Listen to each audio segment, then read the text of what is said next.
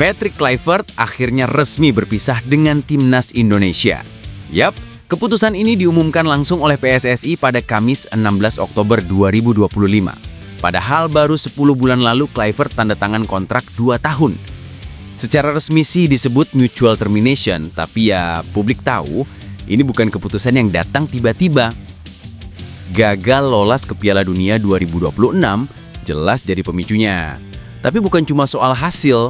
Sikap Kluivert yang dinilai arogan, termasuk waktu dia cuek dan gak nyapa supporter setelah laga lawan Irak, bikin suasana makin panas. Dukungan publik pun mulai hilang dan akhirnya PSSI memutuskan untuk menutup era Kluivert lebih cepat, supaya tim gak kehilangan arah. Masalahnya, skuad Garuda gak punya banyak waktu buat berbenah. Dalam hitungan minggu aja, udah harus siap buat FIFA Matchday November. Terus lanjut ke Piala AFF 2026 dan Piala Asia 2027. Artinya, kursi pelatih kepala sekarang jadi hal paling genting yang harus segera diisi. Ketua Umum PSSI sekaligus Menpora Erick Thohir juga kelihatan hati-hati banget menanggapi situasi ini. Waktu ditanya wartawan di kantor Kemenpora, dia cuma bilang, "Saya nggak mau jawab sekarang, kasih saya waktu 2 hari, nanti saya jelaskan." Nah dari situ, publik langsung makin penasaran. Dan sekarang, udah mulai muncul 3 nama kuat yang katanya masuk radar PSSI buat jadi pelatih baru timnas Indonesia. Pertama, ada Jesus Casas, pelatih yang dulu pernah 2 kali ngalahin Indonesia waktu masih megang Irak.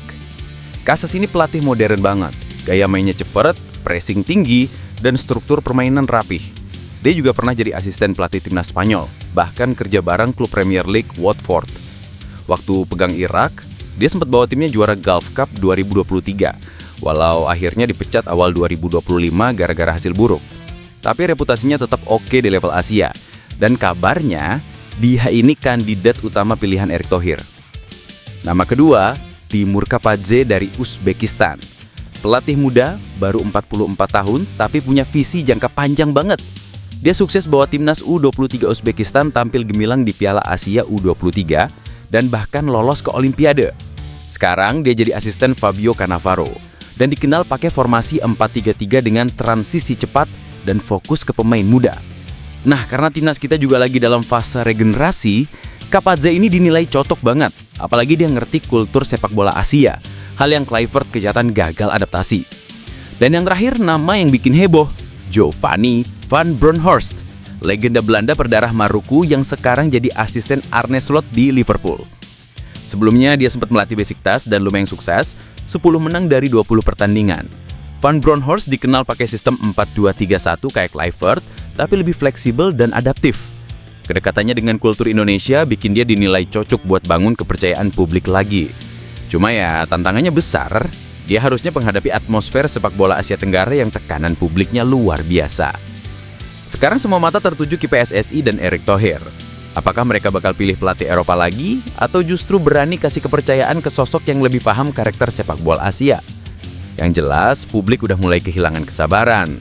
Kegagalan di kualifikasi Piala Dunia 2026 bukan cuma soal kalah di lapangan, tapi soal arah proyek besar yang sempat dijanjikan. Garuda butuh pelatih dengan visi jelas, komunikasi kuat, dan paham banget sama pemain lokal. Erick Thohir bilang, kasih dia 2 hari buat jawab semua itu. Jadi, tinggal kita tunggu, apakah Indonesia bakal kembali ke tangan pelatih yang punya DNA Asia kayak Sintayong, atau lanjut eksperimen baru dengan nama besar dari Eropa. Apapun pilihannya, satu hal pasti, era baru timnas Indonesia bakal segera dimulai. Dan kali ini, semua berharap gak berakhir lagi dengan kata gagal.